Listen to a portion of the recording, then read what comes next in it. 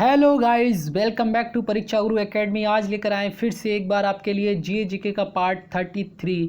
Guys, video शुरू करने से पहले प्लीज़ हमारे चैनल को लाइक करें, शेयर करें और सब्सक्राइब करना ना भूलें। साथ ही साथ आप हमारे टेलीग्राम चैनल परीक्षा गुरु कैरियर एकेडमी को ज्वाइन करें और व्हाट्सअप ग्रुप और फेसबुक ग्रुप को भी ज्वाइन करें। चलो पहले देखते हैं मोटिवेशन थॉट, उसके बाद देखेंगे क्वेश्चन विद डिटेल के साथ। गाइस यार, वीडियो शेयर कर दिया करो। देखो, आपके लिए इतनी मेहनत कर रहे हैं तो फिर थोड़ा सा शेयर तो बनता है आपके लिए। देखते हैं अजय मिलक ने क्या लिखा है। अजय ने क्या लिखा है, never in your life compare your self. मतलब अपने लाइफ की किसी से तुलना, अपने से तुलना मत करो। कभी अपने आप को किसी से कम मत समझना, क्योंकि जो तुम कर सकते हो वो किसी का बाप भी नहीं कर सकता। नहीं, देखो एक चीज़ बताऊँ मैं, आप कह भी रहे हो, मैंने ये इस वजह से लिया ताकि मैं आपको बताऊँ। देखो, आप कह भी रहे हो कि कंपेयर नहीं करना, और ऊपर से अगर देखो इस तरीके से लिखोगे तो क्या होता है कि मतलब दूसरा आदमी आपको एक गलत नेगेटिविटी से देखता है। ठीक है, तो ये नहीं करना है कि किसी का मतलब नहीं कर सकता। ठीक है, इस चीज़ को अवॉइड करना है आपको। कंपेयर, देखो एक कोई क्रिकेट खेलता है तो वो क्रिकेट में उसे महारत हासिल है, कोई सिंगिंग करता है तो सिंगिंग में उसे महारत हासिल है। ठीक है, उसी तरीके से आप हो। अगर आप किसी चीज़ में अच्छे हो तो कोई दूसरा ज़रूरी नहीं है कि वो कर लें। अगर वो उसके लिए अच्छा है तो तुम्हारे लिए तुम्हारा काम अच्छा है। ठीक है, हमेशा देखो, अगर ये सोचते हो कि केवल मैं कर सकता हूँ तो ये आपका क्या हो गया, प्राउड हो गया, ये आपका घमंड हो गया, ये आपका ओवर कॉन्फिडेंस हो गया। अगर ये सोचते हो कि हाँ मैं कर सकता हूँ तो ये आपका क्या हो गया, कॉन्फिडेंस हो गया। ध्यान रखना, फ़र्क है। अगर आप ये कहते हो कि मैं कर सकता हूँ तो ये आपका कॉन्फिडेंस। अगर ये कह सकते हो केवल मैं ही कर सकता हूँ तो वो आपका क्या हो जाएगा, ओवर कॉन्फिडेंस। इस चीज़ को भी ध्यान रखना। चलो देखते हैं क्वेश्चन, ये अमित का देखते हैं क्या बोलते हैं। चाय में मक्खी गिरे तो चाय फेंकते हैं और घी में मक्खी गिरे तो मक्खी देखते हैं, इसलिए कहते हैं बनना है तो कीमती बनो। बहुत सही, देखा होगा ऐसे ही होता है रियल में। घी नहीं फेंका जाता कभी भी, क्योंकि वो काम की चीज़ होती है, समझ रहे हो। अब और किसी में गिर जाए तो क्योंकि वो सस्ती चीज़ होती है तो उसे फेंक दिया जाता है। मिस्टर खान ने देखिए क्या लिखा, अच्छी किताबें अच्छे लोग तुरंत समझ में नहीं आते, उन्हें पढ़ना पड़ता है। हाँ, जैसे कि आप अगर आप नए लोगों से किसी से भी मिलते हो तो नए लोग क्या होते हैं, मतलब मुद्दे की बात करते हैं, अच्छी बात करते हैं, विकास की बात करते हैं, चाहे वो किसी भी फील्ड में हो। तो बहुत सारे लोगों को क्या है, पसंद नहीं आता है। लेकिन जैसे कोई आपने देखा होगा, जो एक मैं आपको एक रियल ज़िंदगी से रूबरू करा रहा हूँ, बता रहा हूँ। जो फ्रॉड आदमी होता है वो आपको तुरंत वो कर लेता है, क्या कर लेता है, तुरंत आपको अट्रैक्ट कर लेता है। क्यों अट्रैक्ट कर लेता है, क्योंकि उसके पास वो गुण होता है। जबकि अच्छे लोग जो होते हैं वो धीरे धीरे समझ में आते हैं। ठीक है, इस बात को आपने देखा होगा, बहुत सारे लोग मार्केट में कोई चीज़ बेचने आते हैं वो 1 मिनट में बेच देते हैं, क्योंकि उनके पास वो टैलेंट होता है। अब वो आप कह सकते हैं, चाहे मतलब फ्रॉड तो नहीं कह सकते, खैर फ्रॉड तो अगर गलत तरीके से बेच रहे हैं तो फ्रॉड हो गया। चलिए गाइस, शुरू करते हैं, देखते हैं पहला क्वेश्चन क्या बोलता है। ठीक है, अच्छा पहले कल एक क्वेश्चन था, पहले मैं उसके बारे में भी डिटेल बता देता हूँ, उसके बाद आप करना। ठीक है, पहला क्वेश्चन ये था, कल मैंने गॉडगिल योजना जो बता दी थी वो तीसरी में बता दी थी। ठीक है, वो आपका गॉडगिल परियोजना जो है वो आपकी किस परियोजना पर आधारित थी, चौथी पंचवर्षीय योजना पर। ठीक है, याद रखना, आपकी 3 पंचवर्षीय योजना किस किस पे, SD महान गॉड। तो तीसरी वाली छोड़ देना, आपको चौथी याद रखना, जो कि आपकी कब से कब तक चली थी, 1969 से 1974 तक चली थी। और उसकी अध्यक्ष कौन थी, तो श्रीमती तत्कालीन प्रधानमंत्री इंदिरा गांधी जी थी, और उपाध्यक्ष जो थे वो धनंजय गॉडगिल थे। ठीक है, इन्हीं के नाम पर ये योजना चली थी। चौथी परियोजना के बारे में बात कर रहा हूँ। ठीक है, वो तीसरा नहीं था, चौथा था, हो जाता है थोड़ा बहुत। चलो गाइस, देखते हैं क्वेश्चन नंबर फर्स्ट क्या बोलता है। कुनैन किससे प्राप्त होता है, अकबन, अफीम, सिनकोना के छाल या फिर तंबाकू। तो कुनैन किससे प्राप्त होता है, पढ़ा हुआ क्वेश्चन है कई बार। तो इसका राइट आंसर हो जाएगा ऑप्शन सी, सिनकोना के छाल से। ये आपके सिनकोना के छाल कहाँ पाए जाते हैं, ये सदाबहार वन होते हैं। ठीक है, ये आपके पहाड़ी इलाके में ये वन पाए जाते हैं, वहीं से आप सिनकोना की छाल से कुनैन प्राप्त किया जाता है। कुनैन जो होता है वो एक प्रकार की क्या है, दवा है, मेडिसन। और किस में यूज़ ली जाती है, किस में उपयोग होता है इसका, तो आपका जो मलेरिया रोग हो जाता है उसमें इसका उपयोग होता है। ठीक है, ठीक है, किस में इसका, प्लाज्मोडियम परजीवी की वजह से जो आपका मलेरिया रोग होता है उसमें जो आपका इसका उपयोग किया जाता है, कुनैन का पौधा।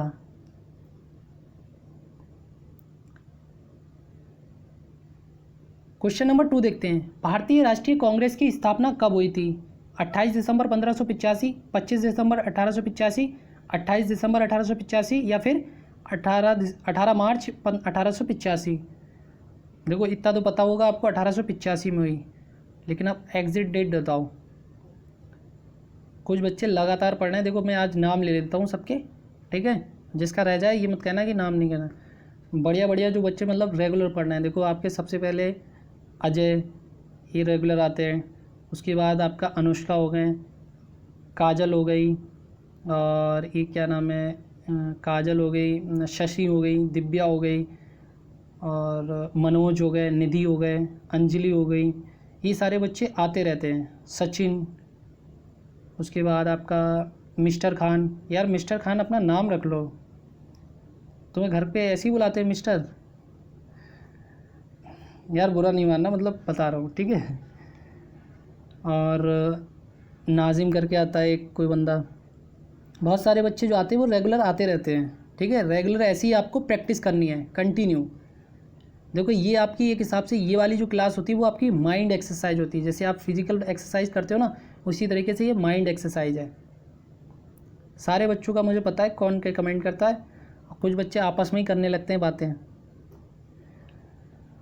तो इसका राइट आंसर क्या हो जाएगा, इसी क्वेश्चन है। 28 दिसंबर 1885 को बम्बई के संस्कृत गोकुलदास स्कूल में 72 सदस्यों के द्वारा की गई, ठीक है। 72 सदस्यों ने हिस्सा लिया था। की तो किसके द्वारा गई थी, ए ओ ह्यूम के द्वारा की गई थी, ठीक है। और इसके पहले अध्यक्ष कौन थे, तो आपके WC बनर्जी, मतलब व्योमेश चंद्र बनर्जी।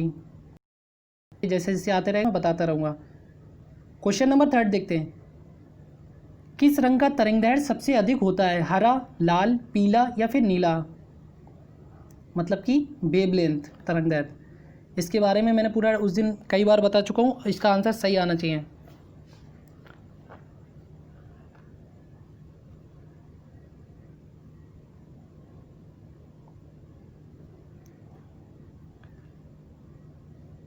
तो किस रंग का तरंगदैर्घ्य सबसे अधिक होता है, तो ऑप्शन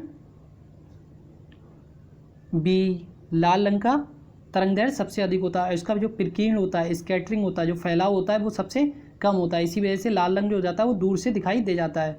और सबसे ज़्यादा प्रकीर्ण किसका होता है, तो आपका बैंगनी रंग का प्रकीर्ण सबसे ज़्यादा होता है, और तरंगदैर्घ्य सबसे कम होती है बैंगनी रंग की, याद रखना। मैं एक चीज़ बताऊँगा, अगर आपको कोई चीज़ समझ में नहीं आएगा, बहुत सारे वर्ड ऐसे होते हैं जो समझ में नहीं आए। मैंने मतलब बचपन से पढ़ते चले आए कि प्रकीर्ण प्रकीर्ण प्रकीर्ण, लेकिन हिंदी मीडियम से थे तो इतना पता नहीं था कि एक्चुअल में रियल मीनिंग क्या होता है प्रकीर्ण का। जब मैंने देखा, इसके बारे में मालूम किया, तो इसका बहुत सिंपल मीनिंग था। इसका मतलब होता है फैलाव, स्कैटरिंग इंग्लिश में बोलते हैं। अब ये चीज़ समझ में आई कि फैलाव होता है, मतलब रेस फैलती हैं, तो वो चीज़ समझ में आई। इसी तरीके से अगर आपको कोई वर्ड समझ में नहीं आता तो आप गूगल ट्रांसलेट कर लिया करो, इंग्लिश में ज़रूर देखा करो, क्योंकि आज के टाइम में आपको इंग्लिश में सीखना बहुत ज़रूरी है, क्योंकि सारी चीज़ें आपको इंग्लिश में ही मिलने वाली हैं आगे टाइम में। क्वेश्चन नंबर 4 क्या बोलता है, ब्लैक पैगोडा का मंदिर किस राज्य में स्थित है, बिहार, उत्तर प्रदेश, असम या फिर उड़ीसा। ये उड़ीसा भी होता है और उड़ीसा भी बोला जाता है, दोनों ही चलते हैं। अब जो है वर्तमान में उड़ीसा है इसका नाम। तो इसका राइट आंसर क्या हो जाएगा, इजी क्वेश्चन है, आराम से बता सकते हो, तो ऑप्शन डी, उड़ीसा, ठीक है। और किसने किया था आपका, किसने किया था, तो आपका 1250 ईस्वी में, 1250 ईस्वी में गंग वंश के शासक नरसिंहदेव प्रथम ने ब्लैक पैगोडा मंदिर का निर्माण किया था। इसे यही आपका क्या है, सूर्य मंदिर भी यही है, ठीक है, मैं बताना भूल गया। सूर्य मंदिर को ब्लैक पैगोडा के नाम से भी जाना जाता है। अच्छा, पहले ये सूर्य मंदिर था, लेकिन ब्लैक पैगोडा नाम क्यों पड़ा था, क्योंकि इसके पास से एक नदी जाती थी, जो वहाँ से गुजरता था वो मतलब कुछ ना कुछ हो जाता था, उसमें ख़राबी हो जाती थी या डूब जाते थे, तो वहाँ के लोगों ने इसे ब्लैक कहना शुरू कर दिया, वहाँ के नाश करने वाला शुरू कर दिया। तो इसी वजह से इसे ब्लैक पैगोडा के नाम से भी जाना जाता है, याद रखना सूर्य मंदिर को। आगे समझ में गाइज। और ये किसे समर्पित है, तो ये आपका सूर्यदेव को समर्पित है। क्वेश्चन नंबर 5 देखते हैं। सिख धर्म की स्थापना कब की गई, 13वीं सदी, 14वीं सदी, 15वीं सदी या फिर 16वीं सदी।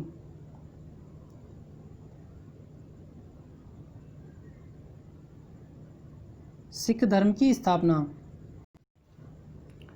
तो इसका राइट आंसर जल्दी से बताओ। कुछ लोग आंसर आते हुए भी गलत कर देते हो यार, ये मत किया करो, गलत कर देते हो। तो इसका राइट आंसर क्या हो जाएगा? ऑप्शन सी, 15वीं शताब्दी में। ठीक है, और किसने किया था? तो किसने? गुरु नानक देव जी ने, और इनके 10 गुरु हुए थे। उसके बाद आपका 10वें गुरु के बाद गुरु ग्रंथ साहिब जो इनकी किताब है वो चलती है। ठीक है, अच्छा इनके बारे में जान लेते हैं। गुरु नानक जी का जन्म जो हुआ था 15 अप्रैल 1469 को तलवंडी नामक, पंजाब के पास तलवंडी नामक स्थान पर हुआ था। और अंतिम गुरु कौन थे सिखों के? तो गुरु गोविंद सिंह। उसके बाद से उनकी बुक चलती है, मतलब जो होती है गुरु ग्रंथ साहिब, वो चलती है। क्वेश्चन नंबर 6 से देखते हैं। बांग्लादेश की संसद को क्या कहा जाता है? जातीय संसद, पंचायत, कांग्रेस या फिर संसद? बांग्लादेश की संसद।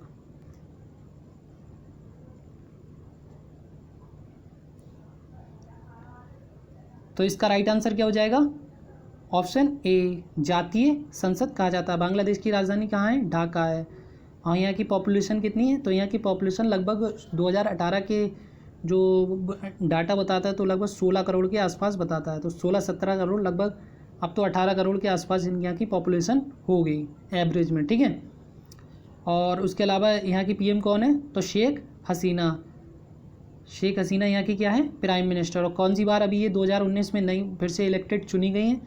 तो ये चौथी बार यहाँ की पीएम बनी है। और इनका कार्यकाल कौन सा है? तो इनका कार्यकाल याद रखना तीसरा है।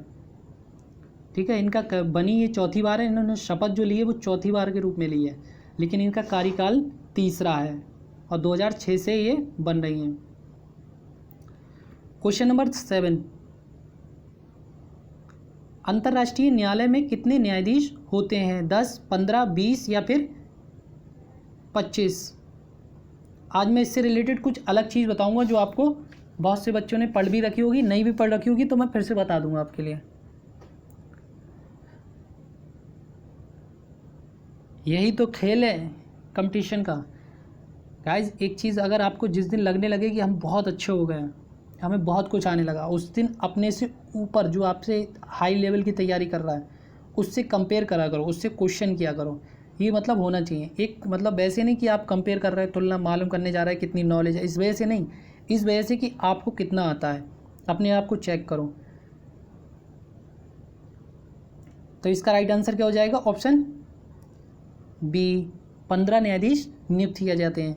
अच्छा, इसके बारे में जान लेते हैं। अंतर्राष्ट्रीय न्यायालय की स्थापना कब हुई? 3 अप्रैल 1946 को की गई। इसको हेडक्वार्टर कहाँ है? द हैग नीदरलैंड में स्थित है। अच्छा, इसमें एक चीज़ और भी होती है, हर 5 वर्ष में जो होता है वो कितने, हर 5 वर्ष में 3 जो वो होते हैं आपके न्यायाधीश, वो क्या होते हैं? रिटायर होते रहते हैं।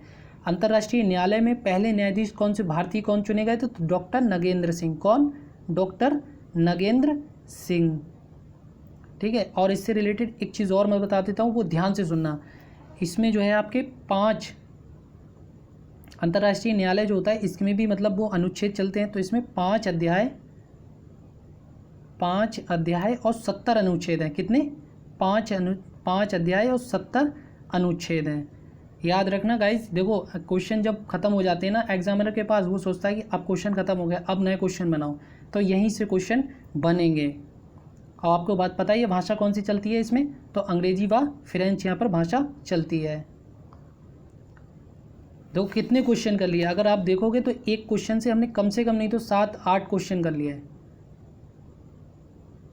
देखो कहानी की तरह समझो, अगर आपके दिमाग में एक बार आ गया कि हाँ अंतर्राष्ट्रीय न्यायालय, तो उसके बारे में पूरी कहानी अपने माइंड में सेट करो और फिर आंसर दो फटाफट। अभी तो मैंने आपकी तैयारी 10 से 15% हुई है केवल, अभी मैं आपको बनाना चाहता हूँ 100% तैयारी।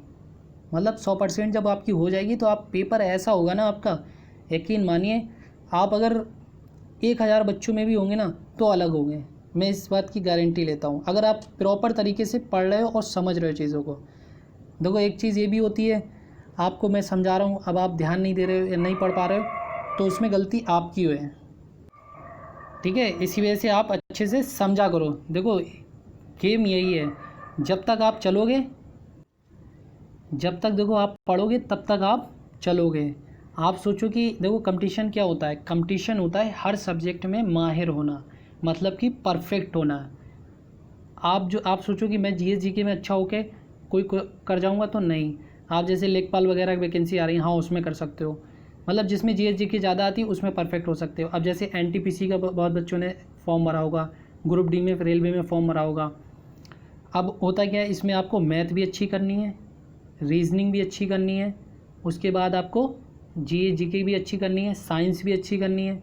ठीक है, ये चीज़ें आपको अच्छी करनी है, तभी आप सिलेक्शन ले सकते हो। आप खाली मैथ में अच्छे हो, जीएस जीके नहीं अच्छी है तो बेकार है। आप खाली रीजनिंग में अच्छे हो, मैथ में नहीं अच्छे हो तो बेकार है। कंपटीशन यही है, हर चीज़ में प्रैक्टिस करो, भले ही 10 से 5 ही क्वेश्चन करो पर डे करो।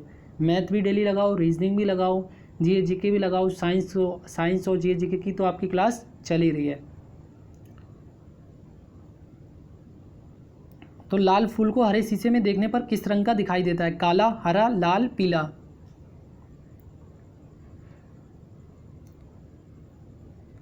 तो इसका राइट आंसर क्या हो जाएगा? ऑप्शन ए, काला दिखाई देता है। क्वेश्चन नंबर 9, शतरंज बोर्ड में कितने वर्ग होते हैं? 60, 62, 63 या फिर 64?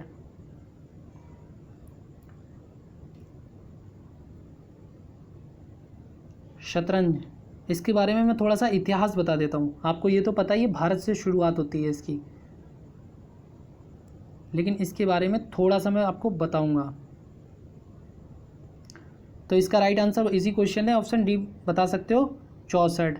अच्छा, इसका इतिहास क्या कहता है? भारत से शुरू होता है, लेकिन सबसे पहले कहाँ से शुरू होता है आपका? ये गुप्त काल से। ठीक है, याद रखना, चौथी शताब्दी से गुप्त काल से इसका शुरुआत होती है। पहले इसे चतुरंगा के नाम से जाना जाता है, याद रखना, चतुरंगा के नाम से जाना जाता था।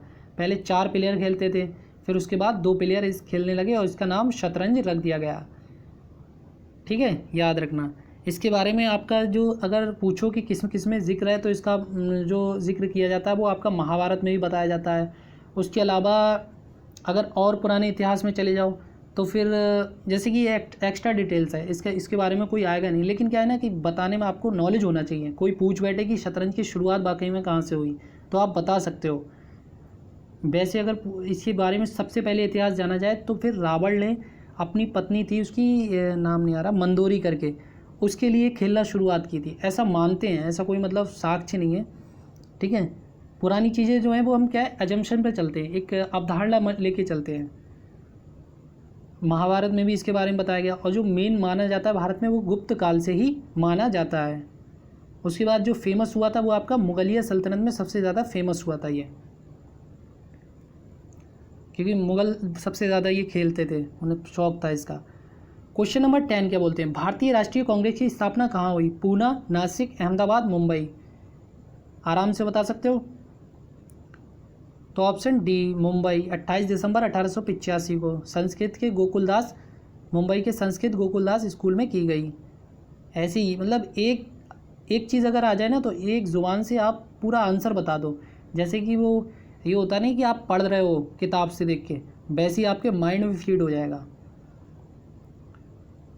अभी मैंने बताया ना आपकी तैयारी 10 से 15% हुई है, 15% आपकी तैयारी, अभी 85% बाकी है।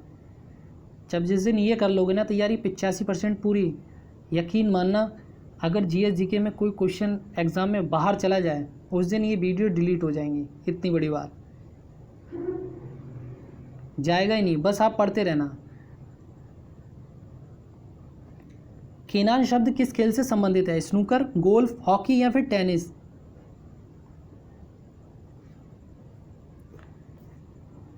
तो इसका राइट आंसर क्या हो जाएगा? ऑप्शन ए, स्नूकर से। इसके बारे में जानते हुए, स्नूकर और बिलियर्ड्स दो आपके खेले जाते हैं गेम। तो वो किसके होते हैं? आपके पूल जो होता है ना, वो उस पर हरी टेबल पे खेला जाता है स्टिक से, वही आपका होता है। स्नूकर और बिलियर्ड्स एक ही चीज़ है, बस खेलने का तरीका थोड़ा सा अलग होता है। क्वेश्चन नंबर 12 देखते हैं गाइस। चंद्र ग्रहण किस दिन घटित होती है? अमावस्या को, पूर्णिमा को, सप्तमी को या फिर अष्टमी को?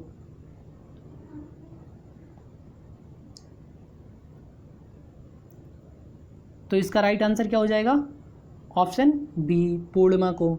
चंद्रग्रहण होता क्या है? चंद्रग्रहण जब सूर्य और चंद्रमा के बीच पृथ्वी आ जाती है तो उस दिन चंद्रग्रहण होता है।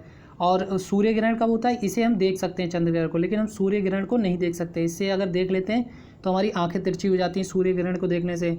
और ख़ासकर जो लेडीज़ मतलब प्रेग्नेंट होती हैं वो ना देखें, क्योंकि उनके लिए बहुत ज़्यादा नुकसानदेह होता है। उनका बच्चा जब मतलब बॉर्न होगा बेबी तो फिर उसमें नुकसान होता है। ठीक है, आंखें टेढ़ी मेढ़ी होती हैं, बहुत सारी चीज़ें हो जाती हैं इसमें। सूर्य ग्रहण जो होता है, सूर्य ग्रहण किस दिन होता है? अमावस्या के दिन होता है।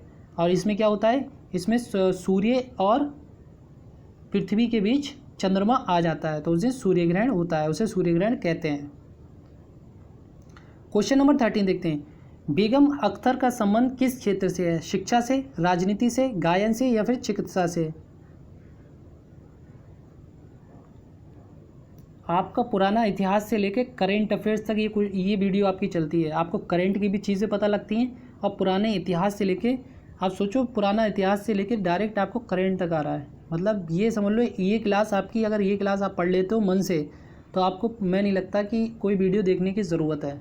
फिर अपनी प्रैक्टिस किया करो मैथ और जो भी सब्जेक्ट हो आपके, जैसे कि जो उसकी टीचिंग वगैरह करते हो उनके लिए पेडोलॉजी मतलब जो भी सब्जेक्ट हो उनकी तैयारी किया करो। आपका सिलेक्शन तो होगा ही होगा, ये बात पक्की है, क्योंकि अगर आप सही मन से पढ़ रहे हो तो उसके साथ साथ आपको बहुत सारी चीज़ें सीखने को मिलती हैं। तो बेगम अख्तर का संबंध किससे? बहुत कम लोगों ने इस क्वेश्चन को देखा होगा, पहली बार देख रहे होंगे या देखा हो किसी ने। तो इसका राइट आंसर हो जाएगा ऑप्शन सी, गायन से है। ये इनका जन्म कब हुआ था? 1914 में फैजाबाद में हुआ था। 1914 में फैजाबाद में हुआ था। ये कौन सी मतलब गज़ल वगैरह गाती थी, इनके बारे में मैं बता देता हूँ। ये गज़ल वगैरह गाती थी, ठीक है। उसके अलावा ये दोदा और ठुमरी करके जो आते हैं, ठुमरी, ये आपका गज़ल की एक फॉर्म होती है गाने की, ठीक है। इन्हें गज़ल का एक हिसाब से बादशाह भी बोला जाता है। फैज़ाबादी, बेगम अख्तर, ये फैज़ाबादी भी बोला जाता है, बहुत सारे नामों से जाना जाता है। बस इतना याद रखना कहाँ से संबंधित है आपकी, बेगम अख्तर गायन से। क्वेश्चन नंबर 14 देखते हैं गाइज। कांग्रेस का नाम भारतीय राष्ट्रीय कांग्रेस किसके द्वारा रखा गया? महात्मा गांधी, दादा भाई नौरोजी, सुभाष चंद्र बोस या फिर वल्लभ भाई पटेल? तो कांग्रेस का नाम भारतीय राष्ट्रीय कांग्रेस किसके नाम पर रखा गया? कि वो किसके द्वारा रखा गया, किसके नाम पर नहीं, सॉरी गाइज।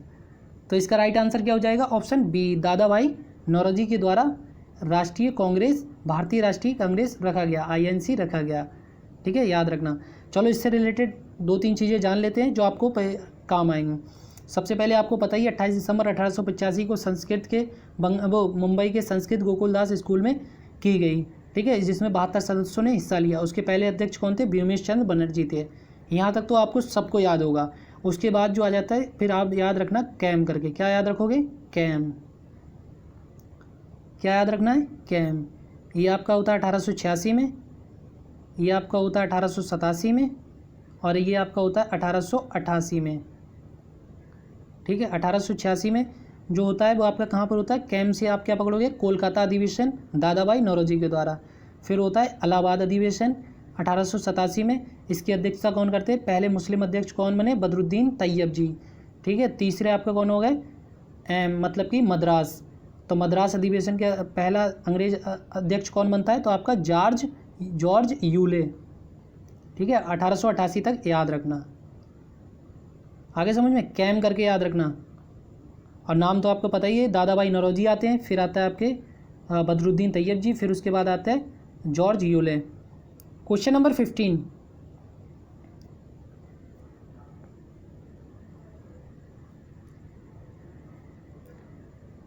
क्या बोलता है? निकोटीन का प्रमुख स्रोत क्या है? मतलब कि सोर्स क्या है? चाय, कॉफ़ी, तंबाकू या फिर कोक? देखते हैं कितने लोग इसका राइट आंसर देते हैं। इजी क्वेश्चन है, बहुत ज़्यादा आराम से बता सकते हो। तो ऑप्शन सी, तंबाकू। क्वेश्चन नंबर 16 देखते हैं। किसी वस्तु का भार चंद्रमा पर क्या होगा? बढ़ेगा, घटेगा, समान रहेगा या फिर इनमें से कोई नहीं? बहुत सारी तंबाकू भी आती हैं, बड़ा बड़ा नाम होते हैं इनके। पता है मुझे सारी चीज़ें, नवाबुल मतलब तंबाकू के बारे में भी अच्छे से जानता हूँ। बताऊँ कौन कौन से ब्रांड आते हैं? आपका आता है कक्कू छाप, आता है हाथी गोला, आता है नवाबदुल्ला आता है, और बंगाली करके आता है। समझ रहे, ये सब तंबाकू के ब्रांड है जो अपने इधर यूपी साइड में बहुत चलते हैं।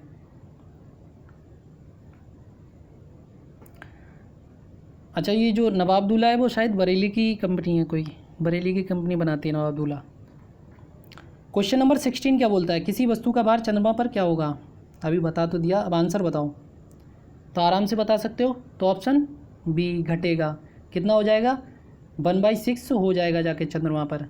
जैसे कि मान लो यहाँ पर 60 है इसका भार कितना है? पृथ्वी पर 60 है, तो चंद्रमा पर जाकर इसका कितना हो जाता है? 1/6 हो जाता है। तो 60 का जब 1/6 करोगे तो कितना हो जाएगा? 10 रह जाएगा। ठीक है, जो भार यहाँ पर पृथ्वी पर 60 है वो चंद्रमा पर जाकर उसका भार कितना हो जाएगा? 10 हो जाएगा। ये डायरेक्ट क्वेश्चन आते हैं, आपको पता ही है, फिजिक्स वगैरह में डायरेक्ट ये क्वेश्चन पूछे जाएंगे। क्वेश्चन नंबर 17 क्या बोलता है? राज्यसभा का अध्यक्ष कौन होता है? राष्ट्रपति, प्रधानमंत्री, लोकसभा अध्यक्ष या फिर उपराष्ट्रपति? बहुत इजी क्वेश्चन, आराम से बता सकते हो। तो ऑप्शन डी उपराष्ट्रपति। ये तो बचपन से ही करते चले आ रहे हैं ऐसे क्वेश्चन। ठीक है, राज्यसभा का अध्यक्ष राष्ट्रपति होता है। अच्छा, अभी हाल ही में एक वो चुने गए थे, क्या नाम है, न्यायाधीश से राज्यसभा में जाने वाले पहले सदस्य कौन बने हैं आपके? तो आपके रंजन गोगोई। क्वेश्चन नंबर 18 क्या बोलता है? भारतीय राष्ट्रीय कांग्रेस के संस्थापक कौन थे? दादा भाई नौरोजी, ए.ओ. ह्यूम, महात्मा गांधी या फिर जवाहरलाल नेहरू? भारतीय राष्ट्रीय कांग्रेस के संस्थापक तो एक्टिन ओयूम करके इनका नाम था, एक्टिन ऐसी करके पूरा नाम था। तो इसका राइट आंसर बता ही दिया, ऑप्शन बी ए.ओ. ह्यूम ने 28 दिसंबर 1885। देखो, जब मैं नाम लेता हूँ तो आप भी साथ में बोला करो, 28 दिसंबर 1885, 28 दिसंबर 1885, याद रहेगा, कभी नहीं भूलोगे। देखो, आप पूरी पढ़ाई में आप इतने बड़े हो गए, आपने पूरी अपनी लाइफ इसमें क्या करी? इन्वेस्ट करी है। तो अगर इसका आउटपुट नहीं मिला ना, आपको जॉब नहीं मिली, तो फिर आप सोच रहे हो कि मतलब पूरी ज़िंदगी लगाने के बाद भी कुछ नहीं मिला, तो फिर क्या फ़ायदा पढ़ने का? तो इसी वजह से जब पढ़ाई कर ही रहे हो तो फिर ऐसे पढ़ो कि मतलब आप जो है ना, अगर 1000 में भी खड़े हो तो अलग हो। मेरा मकसद ये है कि अगर आपसे कोई एक सवाल कर दे तो उसका पास आपको जवाब देने के लिए 10 जवाब होना चाहिए। ये अमोनिया गैस को बनाने के लिए किसका प्रयोग किया जाता है? लोहे का चूड़, निकेल, तांबा या फिर आयोडीन?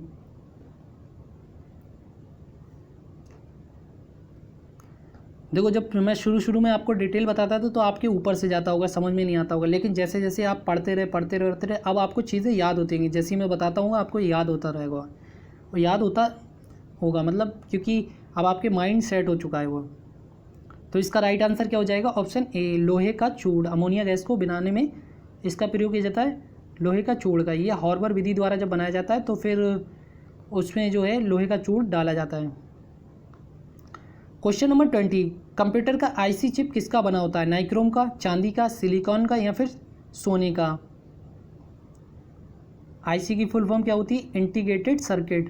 क्या होता है? Integrated circuit. देखो गाइस, अगर इस पर लिख नहीं पाते हैं, थोड़ा सा लिखने में ये होता है ना, पेन नहीं सही चलता है, तो फिर आपको मैं बता देता हूँ। अगर लिखेंगे तो बहुत टाइम जाएगा, आराम से, मैं जल्दीबाजी में लिखता हूँ।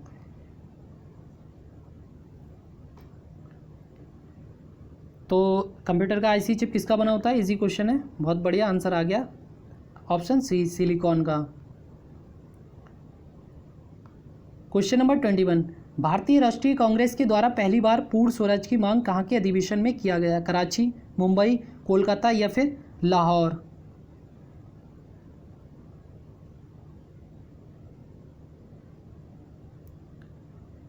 पहली बार पूर्ण स्वराज, स्वराज का मतलब जानते हो? फ्रीडम, स्वतंत्रता, स्वराज का मतलब होता है। तो इसका राइट आंसर क्या हो जाएगा? Option D Lahore. 1929 में पंडित जवाहरलाल नेहरू के द्वारा पहली बार पूर्ण स्वराज की मांग की गई? अगर पूछा जाए स्वराज की मांग की गई, फ्रीडम की मांग सबसे पहले किसने की, तो 1906 में आपके किसने की, दादा भाई नौरोजी ने की, कलकत्ता अधिवेशन में। दादा भाई नौरोजी ने कलकत्ता अधिवेशन में सबसे पहले स्वराज स्वतंत्रता की मांग की थी। क्वेश्चन नंबर 22, आर्य लोग भारत पहली बार कब आए? 2500 ईसा पूर्व, 2000 ईसा पूर्व, 1500 ईसा पूर्व या फिर 1000 ईसा पूर्व?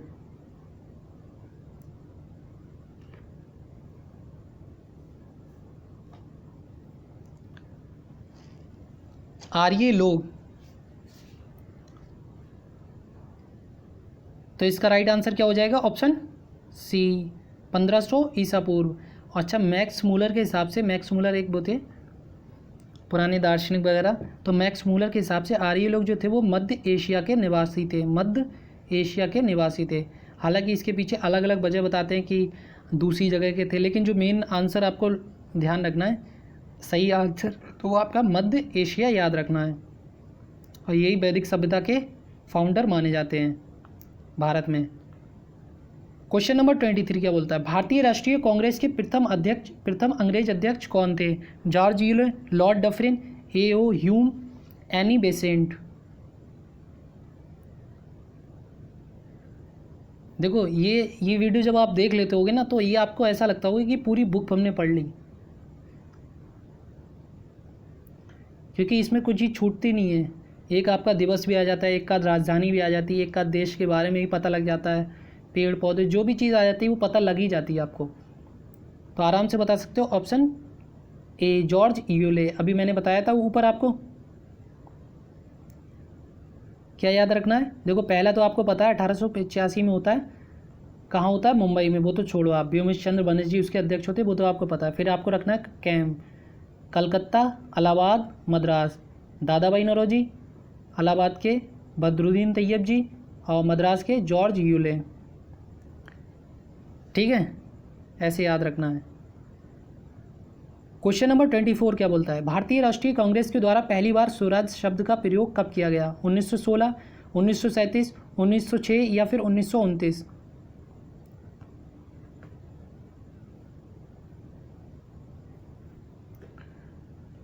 गाइज यार वीडियो को शेयर कर दिया करो, आप लोग शेयर नहीं करते हो। देखो आपके छोटे भाई, बड़े भाई, जो भी मतलब सिस्टर जो भी होया करे, उन्हें शेयर कर दिया करो। देखो आप शेयर करोगे, अगर आप कोई चीज़ नॉलेज जानते हो, आप कहीं से कोई चीज़ सीख रहे हो, तो दूसरे को भी सिखाओ। देखो ये होती है समझदारी। आप ये मत सोचा, मतलब अब तो खैर बहुत सारे लोग जो मुझसे पढ़ रहे हैं वो अच्छे लोग हैं, सब समझदार लोग हैं, हर चीज़ को समझते हैं कि अच्छा क्या है बुरा क्या है, तो आप शेयर ज़रूर कर दिया करो।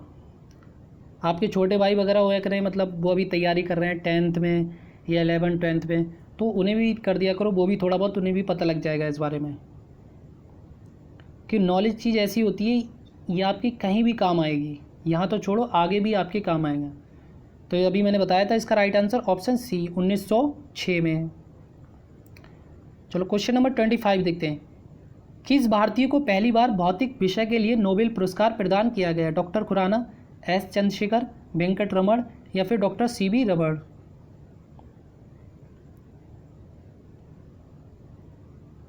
तो भौतिक विषय के लिए नोबेल पुरस्कार किसे प्रदान किया गया? तो ऑप्शन डी, डॉक्टर सी.वी. रमण को। कब प्रदान किया गया? 1930 में। और किसके लिए? रमन प्रभाव के लिए। रमन प्रभाव के लिए इन्हें 1930 में पहली बार किसी भारतीय को नोबेल पुरस्कार मिला था। चलो क्वेश्चन नंबर 26 से देखते हैं गाइज। हड़प्पा सभ्यता का सबसे बड़ा स्थल कौन है? हड़प्पा, लोथल, मोहनजोदड़ो या फिर कालीबंगा?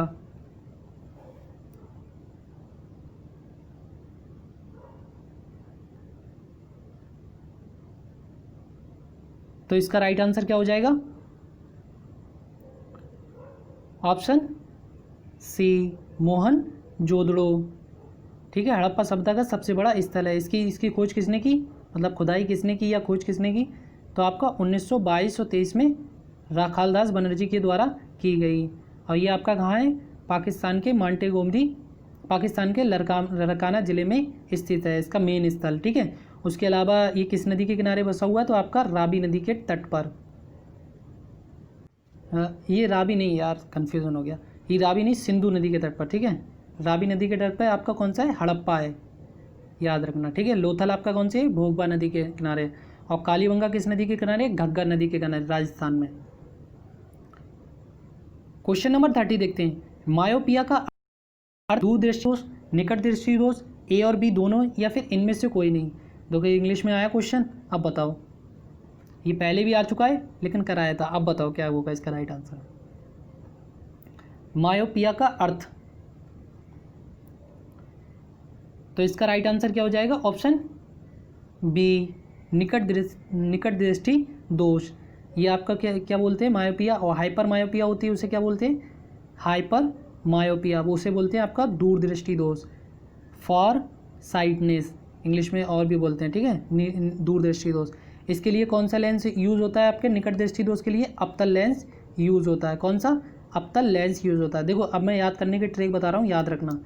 अगर अवतल लेंस याद करना है तो कैसे याद करोगे, निकट आपको पता है बड़ा है तो अवतल भी बड़ा है। दूर देखो लिखा हुआ छोटा सा है, तो इसके लिए कौन सा लेंस यूज़ होगा, उत्तल लेंस यूज़ होगा। देखो मुझे पता है कि आपको ये तो पता होगा कि उत्तल लेंस अवतल लेंस यूज़ होता है इनके निवारण के लिए, सही होने के लिए, मतलब लगाने दिख जाए साफ। लेकिन आपको ये कन्फ्यूज़न हो जाता है। अब निकट, जैसे कि निकट जो है 3 वर्डों का बना है, तो अवतल भी उसी हिसाब से बड़ा बना हुआ है। अवतल लिखा हुआ भी 4 वर्ड का बना हुआ है। दूर देखो 2 शब्द का बना हुआ है, तो उत्तल जो है 3 शब्द का है। इस तरीके से आप याद कर सकते हो। निकट जब भी आएगा, निकट क्या है, बड़ा शब्द है लिखा हुआ, तो उसके लिए अवतल यूज़ होगा। दूर जो है छोटा सा शब्द लिखा है, तो उसके लिए उत्तल यूज़ होगा। तीसरा कौन सा होता है, मैंने बताया था जरा दृष्टि दोष। ये तो हो गया समझ में। पहला ये हो गया आपका निकट, फिर उसके बाद हो गया दूर, ये मायोपिया, ये हाइपर मायोपिया। फिर तीसरा मैंने बताया था जरा दृष्टि दोष। कौन सा, जरा दृष्टि दोष, जिसे क्या बोलते हैं इंग्लिश में, प्रेस बायोपिया। क्या बोलते हैं, प्रेस बायोपिया। इसमें क्या होता है, इसमें जो होता है आपकी सिलेरी जो मसल्स होती हैं, जो आंखों के इधर उधर जो मसल्स होती हैं महीन महीन, वो काम करना बंद कर देती हैं। तो उससे क्या होता है आपको, ये खासकर बूढ़ों में होता है, तो आपको दिखाई नहीं देता है। तो इसके लिए आपको चश्मा लगाना पड़ता है। और कौन सा मतलब लगाना पड़ता है, इसके बाईफोकल लेंस लगाना पड़ता है। इसमें एक तरफ अवतल होता है, एक तरफ उत्तल होता है, इस तरीके से होता है। और एक और बताया था मैंने आपका एमेस्टिगेटिज्म। कौन सा, एमेस्टिगेटिज्म, जो कि आपका अबिंदुकता दोष होता है। उसमें क्या होता है आपका, होरिजेंटल में तो दिखाई देता है, लेकिन वो आपको वर्टिकल में दिखाई नहीं देता है। मतलब कि आपको क्षैतिज में दिखाई देगा और ऊर्ध्वाधर में दिखाई नहीं देगा। उसके लिए कौन सा, निवारण के लिए कौन सा लेंस यूज़ होता है, बेलनाकार लेंस यूज़ होता है, ठीक है गाइस। देखो अब देखो कितना, एक आपका पूरा जो लेंस वाला चैप्टर था ना, वो पूरा समझ लो क्लियर हो गया। अब आप सोचो कितना मतलब आपको पता लगेगा। बस आप क्या है कि लगातार पढ़ते रहो, प्रैक्टिस करते रहो। अब कभी भी अपने आप पे वो मत किया करो कि हम बहुत अच्छे हो गए। जब ज़्यादा, मैंने क्या बताया, जब आपको लगे कि हमेशा अपने अंदर एक ही ललक रखो सीखने की, कि मुझे सीखना है और सीखना है और सीखना है। आप एक दिन इतना सीख जाओगे ना, कोई कंपटीशन बचना नहीं है आपसे। तो ये 31 क्या बोलता है, जैनों के अनुसार महावीर तीर्थंकर थे, 22वें थे, 30वें थे, 24वें या 24वें। बहुत इजी क्वेश्चन है, तो ऑप्शन सी 24वें थे, ठीक है। अच्छा इनका ये बताओ, इनका प्रतीक कौन सा था, प्रतीक इनका चिन्ह कौन सा था। चलो मैं बता देता हूँ। इनका प्रतीक चिन्ह था आपका सिंह, ठीक है। और इसके फाउंडर कौन माने जाते हैं, जो वास्तविक संस्थापक वो आपके महावीर स्वामी ही माने जाते हैं जैन धर्म के। लेकिन अगर पूछा जाए संस्थापक कौन है, तो अब आपके ऋषभदेव। कौन है, ऋषभदेव, ठीक है, ऋषभदेव हैं। अच्छा उनका प्रतीक पूछ लिया जाता है ऋषभदेव का, तो याद रखना सांड, क्या, सांड। और मैं 2-3 नाम बता रहा हूँ, ये याद रखना। देखो जैन के 2-3, वैसे तो 24 तीर्थंकर हुए, लेकिन आपको 2-3 याद रखना। प्रथम याद रखना, फाउंडर कौन है, ऋषभदेव, उनका प्रतीक है आपका सांड। द्वितीय कौन से हैं आपके, अजीतनाथ, उनका प्रतीक है आपका हाथी। और 23वें नाम आता है आपका पार्श्वनाथ का, ठीक है, याद रखना। 23वें तीर्थंकर पूछ लिए जाते हैं तो कौन से हैं, ये इंपॉर्टेंट है, हर समय क्वेश्चन आ जाता है, पार्श्वनाथ। और इनका वो कौन सा है, प्रतीक कौन सा है, तो याद रखना सांप, ठीक है, सांप।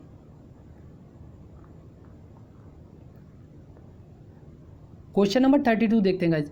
भारतीय राष्ट्रीय कांग्रेस की प्रथम महिला अध्यक्ष कौन थी, इंदिरा गांधी, विजय लक्ष्मी पंडित, एनी बेसेंट या फिर सरोजनी नायडू। भारतीय राष्ट्रीय कांग्रेस की तो कौन थी भारतीय राष्ट्रीय कांग्रेस की प्रथम महिला अध्यक्ष? तो ऑप्शन सी एनी बेसेंट। और कब बनी थी? 1917 में कलकत्ता अधिवेशन में। ठीक है, प्रथम भारतीय महिला पूछा है यार, क्वेश्चन भी पढ़ा नहीं मैंने। तो प्रथम भारतीय महिला कौन थी आपकी? तो ऑप्शन डी सरोजनी नायडू थी। सरोजनी नायडू। ये कब बनाई गई? 1925 में। ठीक है, याद रखना। और अगर पूछा जाए भारतीय राष्ट्रीय कांग्रेस की पहली महिला अध्यक्ष कौन थी, तो आपकी एनी बेसेंट थी। 1917 में कलकत्ता अधिवेशन में बनाई गई। ठीक है, और प्रथम भारतीय महिला पूछी जाए अध्यक्ष तो आपकी सरोजनी नायडू। अच्छा, सरोजनी नायडू 1947 के बाद पहली भारतीय राज्यपाल भी पूछा जाए तो कौन है? तो आपकी सरोजनी नायडू ही बनी थी। ठीक है, 1947 के बाद से पहली महिला राज्यपाल कौन बनी? सरोजनी नायडू। क्वेश्चन नंबर, इन्हें जिन्हें कोकला के नाम से भी जाना जाता है, ये कौन थी? एक कवित्री थी, मतलब कवि थी। भारतीय क्रांतिकारी में भी इन्होंने बहुत आंदोलनों में भी बहुत सारे आंदोलन में भाग लिया था। ठीक है, स्वर कोकला के नाम से किसे जाना जाता है? तो आपको सरोजनी नायडू। किस टाइप से क्वेश्चन आता है? 33 क्वेश्चन क्या बोलता है गाइस, देखते हैं। भारत में दास प्रथा का उन्मूलन 1843 में किसके शासनकाल में हुआ था? Lord Dufferin, Lord Hardinge, Lord Ellenborough या फिर लॉर्ड डलहौजी? उन्मूलन का मतलब समझते हो? एलिमिनेशन, इसे इंग्लिश में बोलेंगे एलिमिनेशन, मतलब कि हटना या फिर हटना, निरस्त करना, इस टाइप से इसका मीनिंग होता है। देखो, कोई भी मीनिंग होया करे ना, अब उसे समझा करो, क्योंकि कुछ चीज़ें ऐसी होती हैं। अब मैं जैसे उन्मूलन पहले मैंने बहुत पहले देखा था, तो मुझे उन्मूलन नहीं समझ में आ रहा।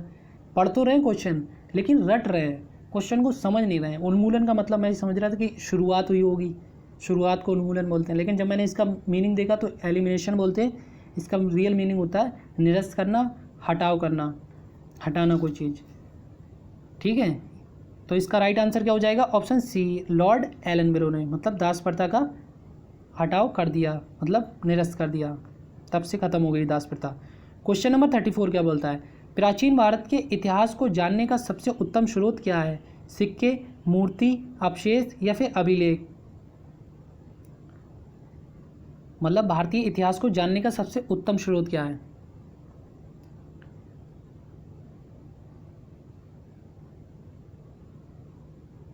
तो इसका राइट आंसर क्या हो जाएगा? ऑप्शन डी, अभिलेख। चलो क्वेश्चन नंबर 35 देखते हैं गाइस। भारतीय राष्ट्रीय कांग्रेस के प्रथम मुस्लिम अध्यक्ष कौन थे? जॉर्ज यूले, जाकिर हुसैन, बदरुद्दीन तैयब जी या फिर सैयद अहमद? भारतीय राष्ट्रीय कांग्रेस के प्रथम मुस्लिम अध्यक्ष, बहुत इजी क्वेश्चन है। ऑप्शन सी, बदरुद्दीन तैयब जी। मैंने फिर से बता देता हूँ, मैंने इतनी बार बता दिया, लेकिन यही तो, जब मैं बोला करूँ तो आप जो चीज़ क्वेश्चन रिपीट हो चुके हैं वो बार बार आप भी बोला करो। कैम 1886, 1887 और 1888। दादा भाई नौरोजी, बदरुद्दीन तैयब जी और फिर जॉर्ज यूले। कलकत्ता, इलाहाबाद, मद्रास। दो कितने मतलब कितने ईजी, आराम से याद हो गया। वैसे क्वेश्चन आता है आप कंफ्यूज हो जाते हो, आप कंफ्यूज नहीं होना है। एग्ज़ाम में यही तो होता है, हम कंफ्यूज हो जाते हैं और सही आंसर आता हुआ भी हमारा एग्ज़ाम में गलत होता है। इसी वजह से होता है कि हम उसे सही ढंग से जो होते हैं पढ़ते नहीं हैं और फिर रिवाइज भी नहीं करते हैं। क्वेश्चन नंबर 36 क्या बोलता है? वनस्पति तेल में उत्प्रेरक के रूप में किसका प्रयोग किया जाता है? निकिल, एल्यूमिना, लोहे का चूड़ या फिर अकवन? उत्प्रेरक जानते हो, मतलब कैटालिस्ट, ऐसी चीज़ जो मतलब कठिन कार्बनिक यौगिकों को सरल, उसमें सरल पदार्थ में बदल दे, वो उत्प्रेरक होता है। एक हिसाब से कहते नहीं, घी में जैसे कि एक कहावत होती है ना कि तेल में घी डालने का काम किसने किया, तो वो ये उत्प्रेरक काम करता है। अब आपको याद रहेगा, जैसे कहते नहीं तेल आग में घी डालने का काम किसने किया, तो उत्प्रेरक करता है। वही सेम काम होता है आपका उत्प्रेरक का। तो इसका राइट आंसर क्या हो जाएगा? ऑप्शन ए, निकिल का। वनस्पति तेल में उत्प्रेरक के रूप में किसका प्रयोग किया जाता है? निकिल का उपयोग किया जाता है। क्वेश्चन नंबर 37 देखते हैं। वर्तमान समय में सर्वोच्च न्यायालय के अंतर्गत कुल कितने न्यायाधीश कार्य करते हैं? यार ये क्वेश्चन आ जाता है बार बार, ये टाइप हो जाता है 31। अब याद रखना कितने? 34। तो इसका राइट आंसर तो अब बता ही दिया, तो क्या हो जाएगा ऑप्शन डी, 34 न्यायाधीश हो गए हैं। ठीक है, वर्तमान में कौन है आपका, शरद अरविंद बोबड़े, शरद अरविंद बोबड़े, जो कि 47वें नंबर के क्या बने, मुख्य न्यायाधीश बने हैं। 33 अलग हैं और एक मिला के 34 हैं कुल। ठीक है, और 46वें नंबर के आपके थे रंजन गोगोई, जो कि राज्यसभा में चुने जाने वाले पहले न्यायाधीश हैं। क्वेश्चन नंबर 38 क्या बोलता है, सबसे अधिक मात्रा में विटामिन ए किस में पाया जाता है, आंवला, गाजर, सोयाबीन या फिर पपीता। सबसे अधिक मात्रा में विटामिन ए, तो इसका राइट आंसर क्या हो जाएगा ऑप्शन बी, गाजर में सबसे अधिक मात्रा में विटामिन ए पाया जाता है। ठीक है, और विटामिन ए पाया जाता है, उसके अलावा इसका मेन काम क्या होता है, ये आपका रतौंधी, आँखों से रिलेटेड जो भी बीमारी होती है वो विटामिन ए की वजह से होती है। रात में छलने की बीमारी वो भी इसकी विटामिन ए की कमी से होती है। विटामिन जो होते हैं वो हमारे बॉडी में ऑब्जर्व हो जाते हैं, ये बाहर नहीं जाते हैं। ठीक है, ये याद रखना, इसी वजह से विटामिन इंपॉर्टेंट होते हैं हमारी बॉडी के लिए। और इसका रासायनिक नाम क्या है, इसका रासायनिक नाम रेटिनॉल है। क्या नाम है इसका, रेटिनॉल। और एक ऐसा विटामिन है जो हमारे यकृत में क्या रहता है, संचित अवस्था में रहता है, मतलब इसका काम आने पर ये काम होता है, मतलब निकल आता है। बाकी जो है वो ऑब्जर्व हो जाते हैं, फिर अपना अपना काम करके चले जाते हैं। ये हमारे संचित अवस्था में रहता है, संरक्षित रहता है के हिसाब से, ऐसे समझो। क्वेश्चन नंबर 39 क्या बोलता है, किसी भी तारे में किसकी मात्रा सबसे अधिक होती है, हीलियम की, ऑक्सीजन की, हाइड्रोजन की या फिर नाइट्रोजन की। किसी भी तारे में किसकी मात्रा सबसे अधिक होती है,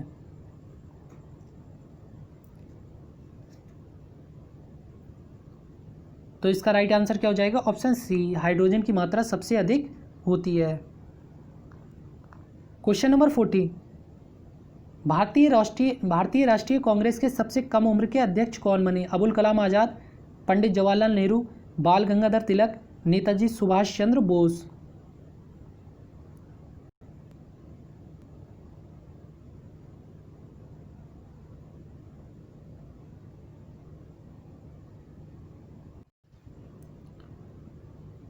यार गड़बड़ हो गया, क्वेश्चन जो थे वो 26 के बाद जो थे कट गए हैं। चलो कोई नहीं, क्वेश्चन कट जाए कुछ भी हो जाए, इससे मतलब मत रखा करो, बस ये रखो कि क्वेश्चन आपको मिलने चाहिए। अगर 2-3 क्वेश्चन कट गए, मैंने उसके बारे में आपको अलग से बहुत सारी चीज़ें बता दी। तो भारतीय राष्ट्रीय कांग्रेस के सबसे कम उम्र के अध्यक्ष कौन बने, तो ऑप्शन ए, मौलाना अबुल कलाम आज़ाद। ठीक है, ये देश के पहले शिक्षा मंत्री भी है, याद रखना। देखो है इजी क्वेश्चन, लेकिन मैं फिर भी बताता हूँ, क्यों बताता हूँ, आपको याद रहे, कन्फ्यूज़न ना हो। इसकी डेट भी बताते 1940-45 के आसपास, एक बार रीचेक कर लेना, कोई नहीं। क्वेश्चन नंबर 41 देखते हैं, सिखवाद का प्रवर्तन किस सदी में हुआ, 13वीं, 18वीं, 15वीं या फिर 11वीं। सिखवाद का प्रवर्तन,